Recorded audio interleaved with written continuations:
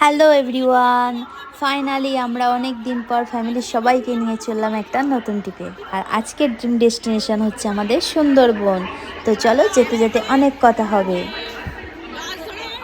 তো কি বলবো, রাত 3টে থেকে উঠে আমরা রেডি হচ্ছিলাম, তাও ঠিক টাইমে, মানে একদম কারেক্ট টাইমে স্টেশনে পৌঁছে গেছি। টোটো দাদারা টাইমেই চলে এসেছিলো, কারণ আমাদের বাড়ি থেকে স্টেশনটা অনেকটাই দূর। আর কিছু জন যাবে পাবলিক ট্রান্সপোর্টে, আর কিছু জন যাবে আমাদের প্রাইভেট কারে, মানে বয়স্করা যাবে প্রাইভেট কারে, যেহেতু পুকু আছে তাই জন্য বয়স্করাও যাচ্ছে ওদের সাথে। তো আমরা তো অনেক ঝড়ঝাপটা পেরিয়ে ফাইনালি সাঁতরাগাছি পৌঁছেছি। তো এখান থেকে দিদিভাইদের সঙ্গে মিট আপ করবো, করে তারপরে আবার বাসে করে আমরা যাব পার্ক সার্কাস। ওখান থেকে আমাদের ট্রেন আছে ক্যানিংয়ের, তারপর ক্যানিং থেকে ওনারা গাড়ি পাঠাবে, ওখান থেকে তারপরে আবার স্টার্ট হবে। তো আজকে ব্লগের মেন পার্ট হচ্ছে এই রিমি রানী। ওই ব্লগ করতে খুব ভালোবাসে, তাই ক্যামেরাটা সারাক্ষণ ওই ধরেছিল। তো ফাইনালি আমরা বাসে উঠে পড়েছি, আর প্রচণ্ড খিদে পেয়েছিল, আর আমাদের টিফিন প্যাকেট করা হয়েছিল, তাই বাসে উঠে আমরা হালকা করে টিফিন করে নিয়েছিলাম। আর এই বাসে করেই যাব আমরা পার্ক সার্কাসে।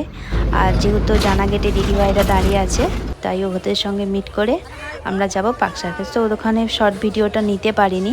তো যাই হোক, আমরা সবাই এখন পৌঁছে গেছি পার্ক সার্কাস স্টেশনে, উদ্দেশ্যে রওনা দিচ্ছি, এখনও পৌঁছায়নি। তো এখান থেকে আমরা ক্যানিং লোকালটা ধরবো, তারপরে আমরা পৌঁছাবো ক্যানিংয়ে। তো অনেকক্ষণ দাঁড়িয়ে আছি, আর ক্যানিং স্টেশনটা এত জংশন স্টেশন, মানে কি বলবো, আর এই ট্রেনে এত ভিড় হয়। তো ট্রেনে উঠে আবারও আমার পেন্ডিং টিফিনটা স্টার্ট করে দিয়েছিলাম খেতে, কারণ প্রচণ্ড খিদে পেয়েছিল। আর গল্প করতে করতে আমরা পৌঁছে গিয়েছিলাম ক্যানিং স্টেশনে। আর তারপরে আমাদের যে ট্যুর অপারেটর ছিল উনি ফোন করেছিলেন, এবং ফোন করে একটা স্পট বলে দিয়েছিলেন। ক্যানিং থেকে স্টেশন থেকে নেমেই সামনেই বলেছিলেন, সেখানে আমরা সবাই মিলে দাঁড়িয়েছিলাম। তারপর ওনারা গাড়ি পাঠিয়েছিলেন, গাড়ি আগে থেকেই ছিল, একটু লেট হচ্ছিল, কারণ এখানে আমরা একটা ভুল হয়ে গেছিলো, কিছু জন যে আমাদের গাড়িতে আসছে সেটা ওনাদের বলা হয়নি। তো যাই হোক, এখানে আমরা 14 জন আছি, বাকি 5 জন গাড়িতে আছে, তাদের সঙ্গে মিট হবে সেই সোনাখালিতে গিয়ে। তো চলো, যেতে যেতে আবারও অনেক কথা হবে। তো টিফিনের আইডিয়াটা বর্মশাই দিয়েছিল, আর খুবই ভালো করেছিল, কারণ নেমে আমাদের খুব খিদে পেয়ে গেছিলো। আর আমাদের টিফিনে ছিল কলা, পাউরুটি, বিস্কিট, আরও কী সব ছিল, আর সেটা ভুলে গেছি, মনে নেই। তো ফাইনালি আমাদের অটো ছেড়ে দিয়েছিল, আর অটো ড্রাইভার যে জোর, মানে যা জোরে গাড়ি চালাচ্ছ কি বলবো। তো জামাইবাবু তো নাম দিয়েছিল বন্দে ভারত অটো, সত্যিই তাই, মানে আমাদের খুব ভয় লাগছিল, যা জোরে যাচ্ছিল। তো যেতে যেতে এখন দেখা যাক বড়মশাইদের সঙ্গে দেখা হয় কি না, কারণ ওরাদের সঙ্গে আমাদের এখনও পর্যন্ত দেখা হয়নি। তো ফোন করেছিল যে ওরা এখানেই দাঁড়াবে, তো দেখা যাক কি হয়।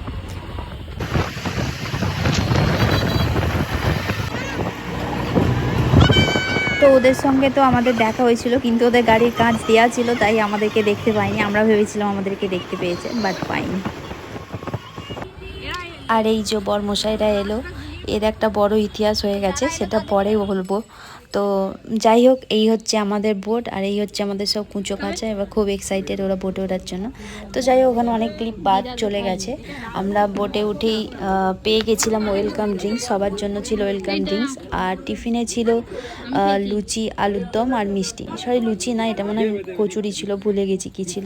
তো যাই হোক, প্রচণ্ড খিদে পেয়েছিল, সবাই মন ভরে খেয়েছে। কিন্তু এই যে হচ্ছে আমার পুকু, এ কিছুই খায়নি। এর জন্য যত রকমের খাবার ওরা দিচ্ছে, মানে প্রোভাইড করছে, উনি কিছুই খাচ্ছেন না। আর এই হচ্ছে সেই দাদা, যে কিনা এর পুরো প্রেমে পড়ে গেছে।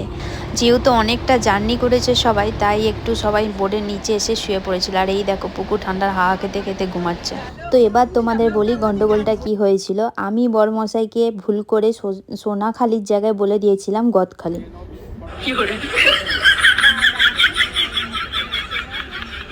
তো সেই জন্যই ভুল জায়গায় চলে গিয়েছিল।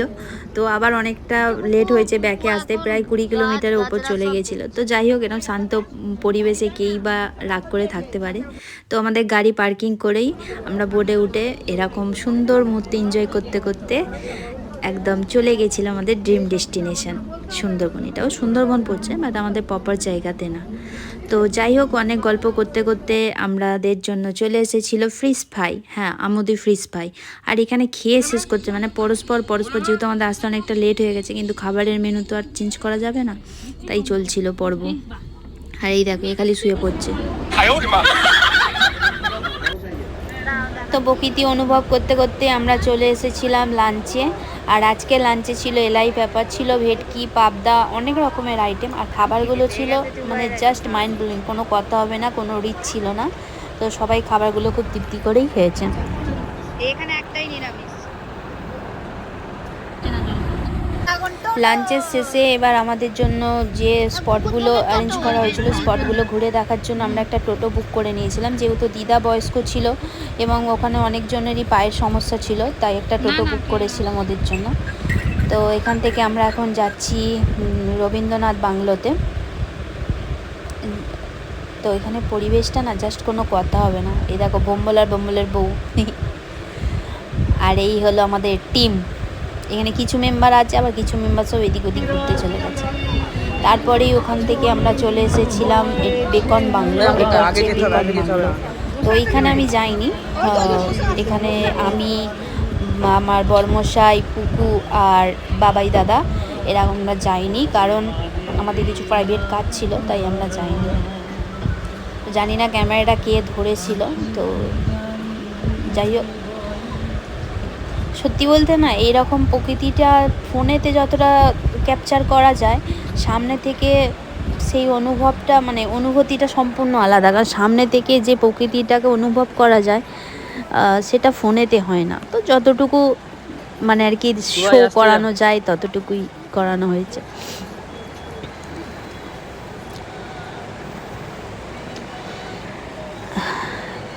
অনেক দিন আগে গিয়েছিলাম পুরীতে ফ্যামিলির সবাইকে নিয়ে।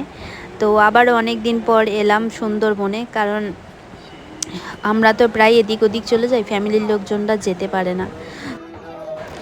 আর ফ্যামিলির লোকজনদেরকে নিয়ে ঘুরতে বেড়ানো মজাই একটা আলাদা, কারণ নিজেরা ঘুরবো আর ওরা বাড়িতে থাকে, সেটা ঠিক ভালো লাগে না। আর সত্যি বলতে আমার বন্ধু বান্ধবদের সঙ্গে বেরোতে অতটা ভালো লাগে না। আমি ফ্যামিলির লোকেদের সঙ্গেই ঘুরতে বেশি পছন্দ করি। আর সেই জন্যই আমার কোনো বন্ধু বা বান্ধবী নেই, সেরকমভাবে নেই। তবে ছোটোবেলায় একটা বন্ধু ছিল, বান্ধবী ছিল, তার বিয়ে হয়ে গেছে। একমাত্র ওই ছিল আমার ক্লোজ ফ্রেন্ড। আর কেউ সেরকমভাবে ছিল না, ওই যেটা নামমাত্র বন্ধু বলা যায় সেটাই। তো এই দেখো, পুকু আবার বোর্ডে চলে এসেছি আমরা। পুকু এখান থেকে ওদেরকে কী সব বলছে, আর ওরা ওখান থেকে ওকে সিগন্যাল দিচ্ছে, ও এখন চেঁচিয়ে যাচ্ছে। তো বিকাল হতেই ওয়েদারটা তো দারুণ ছিল, হালকা ঠান্ডা ঠান্ডা। আর আমার পুকু বোর্ডেতে একদম থাকতে পারছে না ভিতরে, তাই ওকে বাইরে নিয়ে চলে এসেছিলাম। আর বাইরে এসে ওকে আদর করতে করতে ঘুম পাড়িয়ে দিয়েছিলাম। তো ফাইনালি আমরা হোটেলের উদ্দেশ্যে রওনা দিচ্ছি বোট থেকে নেমে। এই দেখো, বয়স্কগুলো হাঁটতে পারছে না, ওদের অনেক কষ্ট হচ্ছে। আর বিশেষ করে তো দিদার অনেক কষ্ট হচ্ছে। আর সত্যি বলতে আজকের এই ট্রিপটা বিশেষ করে দিদার জন্যে, কারণ দিদা অনেক দিন আগে বলেছিল আমাকে নিয়ে যেতে, তো তখন পারিনি, আজকে নিয়ে এসেছি। আমার তো খুব আনন্দ হচ্ছে। তো ফাইনালি আমরা হোটেলে পৌঁছে গেছি। এই দেখো, এটা আমাদের হোটেল। আর এত সুন্দর হোটেল, মানে কি বলবো, একদম টিপ টপ পরিষ্কার পরিচ্ছন্ন। আর অ্যাম্বিয়েন্সটা এত সুন্দর, চারিদিকে গাছ গাছের রাখা, আমার তো দারুণ লেগেছে। তো হোটেলে এসেই প্রথমে ফ্রেশ হয়ে আমরা বেরিয়ে পড়েছিলাম। সামনে একটা মার্কেট ছিল, সেই মার্কেটের উদ্দেশ্যে, কারণ দেখতে যে কিছু কেনাকাটি করা যায় কিনা। তো আমাদের জন্য পকোড়া এনেছিল, তো আমরা হোটেলে বারণ করে দিয়ে গেলাম যে আমরা মার্কেট থেকে এসে খাবো। তো আমরা মার্কেটে পৌঁছে গেছি। এখানে টুপি কেনাকানি চলছে, কে কোনটা কেনে। এই যে মামা ভাগনা মিলে এখন টুপি কিনতে ব্যস্ত। তো সত্যি বলতে আজ থেকে 8 বছর আগে যখন এসেছিলাম, তখন এইসব কিছুই ছিল না, মানে পুরো গ্রাম্য পরিবেশ ছিল।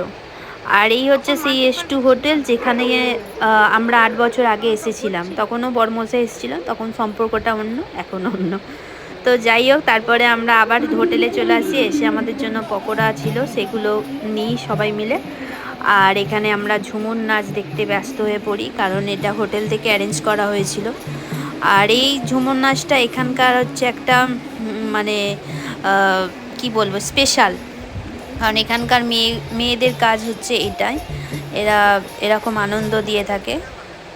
তো তারপর আবারও চলে এসেছিলাম মার্কেটে, কারণ দিদিভাই একটা কি দেখে গেছে, সেটা ওকে নিতেই হবে, ওই জন্য আবার নিতে চলেছে। আর এই ব্যাগটা দেখো আমার দিয়ে কীভাবে দেখছে, আমি ওর মুখটা একটু টিপে দিই। তো তো যাই হোক, তারপর আবারও আমরা হোটেলে চলে আসি এবং হোটেলে এসে আমাদের জন্য যে ডিনারের ব্যবস্থা ছিল সেই ডিনার কমপ্লিট করে নিই। ডিনারে ছিল ভাত, ডাল, বেগুন ভাজা, মটন এবং যারা ভাত খাবে না তাদের জন্য রুটি অ্যারেঞ্জ ছিল। তো দিদা আর কিছু বয়স্কদের জন্য রুটি ছিল। তো রান্না এখানে খুব সুন্দর ছিল, কোনো কথা হবে না। তো আজকে এই পর্যন্তই, দেখা হবে আবারও কালকে, টাটা।